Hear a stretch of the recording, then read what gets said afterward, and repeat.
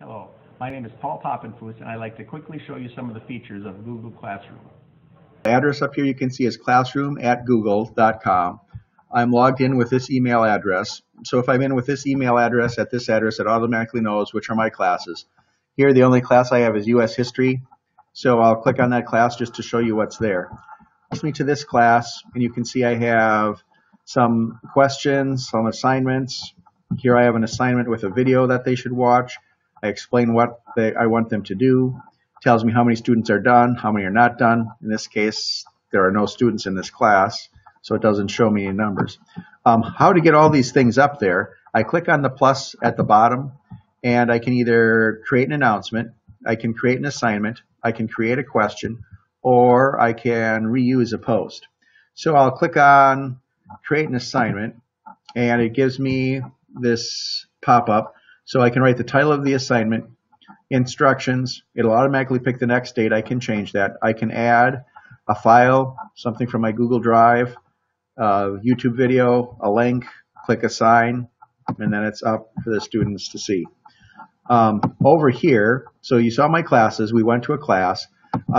There's a calendar that will show when the assignments are due. So as soon as I type them in Google Classroom, they also pop up on the calendar.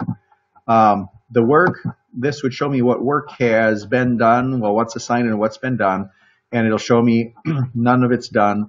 No students are not done because there are none in the class. I don't have time right now to show you how to get students to come to your class. That would be another video. But this is a real interesting thing to show how easy it is to put work up and then find the work, see what's done, see what's not done.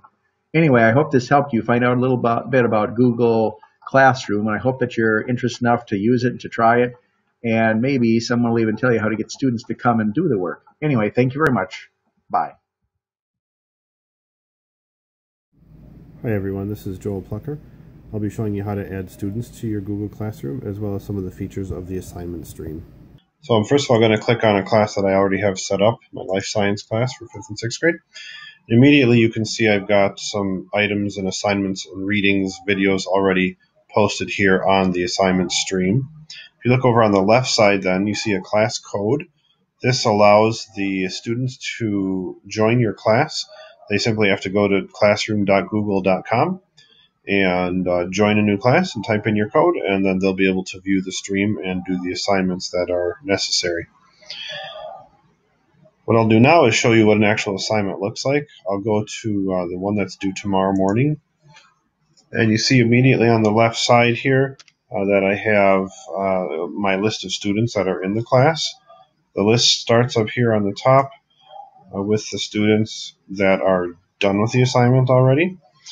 And as I scroll down, I can see the list of them that are done. And then I have a few that aren't quite finished with it yet. If I want to grade one of their assignments then, I go over to the link here where their name is and click on the link. It opens their file as a Google document. And then as I'm going through and correcting the assignment, I can highlight parts that maybe were incorrect, add a comment to there saying whatever I need to say, show them how many points off.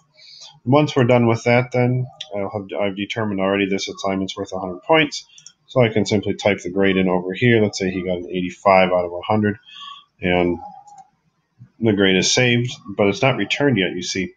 So I'd have to, you notice as soon as I entered the grade, he had a check mark selected next to his name. I would click on the return button then, and it would return the assignment to him.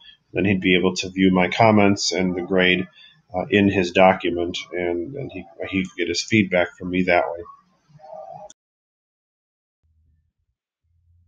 Hi, I'd like to take an opportunity just to explain Nearpod and why I like it so much. It's a great tool to use to let you see student responses as they answer them on the computer if they have Chromebooks. And it also lets you use existing PowerPoint presentations, things that you already might have used before. Now you've got a chance to reuse them and kind of jazz them up a little bit. So you go to nearpod.com, start a free account, go into New, and then you're going to go to Add Slide to add an existing PowerPoint that you already may have been using. You're going to add content then, and as you do that, you're going to want to pick the slide and not the slideshow, because the slide will put it into individual slides, components that you can move around, whereas the slideshow just tends to put it all in one spot. It makes it a little harder to edit. But then you go to the image, and as you do it under the image function, it lets you go in and browse your files. So you can pick that file you want, find it, click on it, open it, and then it's going to input it into the Nearpod presentation. It takes a minute for it to circle around and load it, but it's pretty quick. So then your slides are in here. Every page of your presentation is one slide. But let's say you've got a question like this one where you want the kids to answer it during the presentation and you want to see what they answer. So we're going to go to add a slide again, but this time we're going to add an activity, and this is a poll question. And I find that the poll questions and the open-ended questions are the easiest ones to input into this. So it's going to look like this. You type in your question, you type in your answers, and then you save it. So here's what my poll question looks like. And I'm just going real basic question based on that slide that they were watching. So then it puts my slide in the presentation, and by moving them around, you just click on the highlighted one that you want to move and just drag it to wherever the spot you want it to go, just like in a PowerPoint. So I've got my slides where I want them to be. I got my poll question in there. So I want to preview it, look at it, see if I like it, and if it's ready to go, then I publish it.